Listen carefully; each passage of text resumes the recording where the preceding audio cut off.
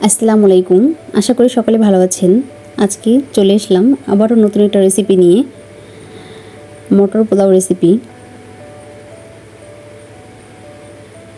চলুন দেখা যাক কীভাবে বানিয়ে নিতে হয়। আমি এখানে আধা কেজি পরিমাণ চিনি গুঁড়া চাউল নিয়েছি, আপনারা যে কোনো চাউল ব্যবহার করতে পারেন। আমি এখানে পর্যাপ্ত পরিমাণ পানি দিয়ে চাউলটাকে ভালো করে হাত দিয়ে কষলে ধুয়ে নিব। ধোয়া হয়ে গেলে আমি এখানে পানি ঝরিয়ে নিব চাউলটার,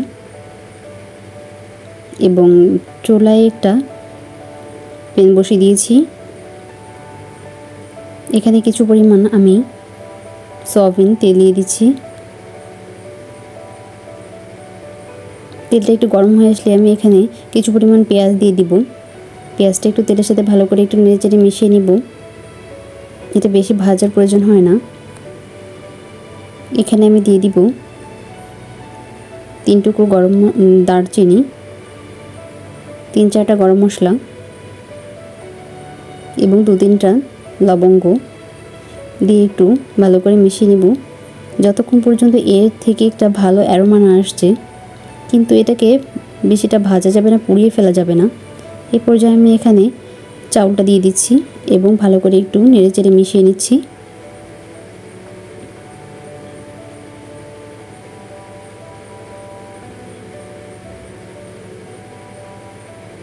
এখানে আরও দিয়ে দিব 2টো তেজপাতা। আসলে প্রথম পর্যায়ে আমি ভুলে গিয়েছিলাম, তাই এখন দিয়ে নিচ্ছি।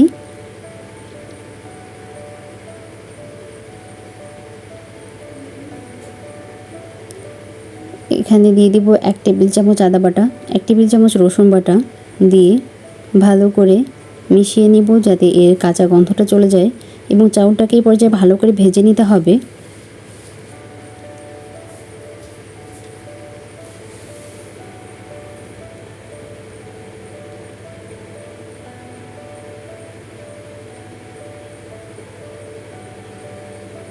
এখন আমি এখানে স্বাদ মতো লবণ দিয়ে দিব, দিয়ে আবারও ভালো করে মিশিয়ে নিব। দেখুন আমার চাউলটা ভাজা হয়ে গেছে, কতটা ঝরঝরে হয়েছে। এই পর্যায়ে এখন আমি এখানে গরম পানি অ্যাড করব।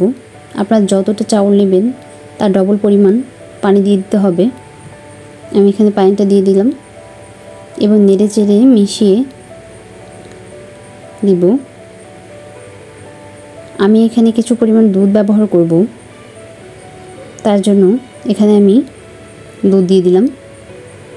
দুধটা দিলে আসলে মটর পোলাওটা খেতে খুবই অসাধারণ হয়ে থাকে।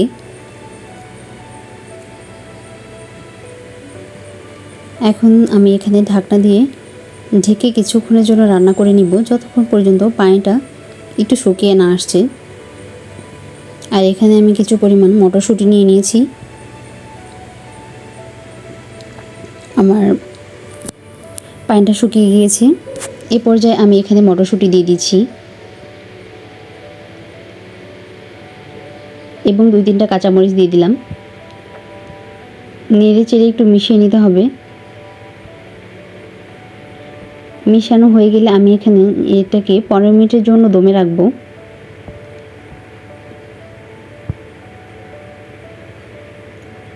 এ পর্যায়ে ঢাকনা দিয়ে আমি ঢেকে দিচ্ছি।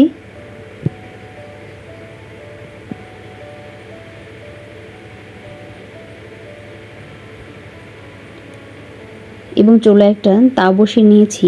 তাওয়াটা একটু গরম করে নিয়ে লো ফ্লেমে রেখে চুলাটা আমি এখানে পাতিলটা দিয়ে দিচ্ছি 15 মিনিটের জন্য।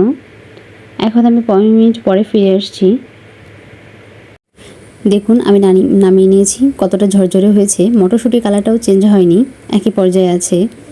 এটা আপনারা ভুনা ডাউল বা চিকেন কষার সাথে সার্ভ করতে পারেন। এটা খেতে খুবই অসাধারণ হয়ে থাকে। আপনার বাসায় একবার হলেও ট্রাই করবেন। আমার ভিডিওটি যদি ভালো লেগে থাকে তাহলে আমার চ্যানেলটি সাবস্ক্রাইব করবেন, লাইক কমেন্ট শেয়ার করবেন। সবাই ভালো থাকবেন। আল্লাহ হাফেজ।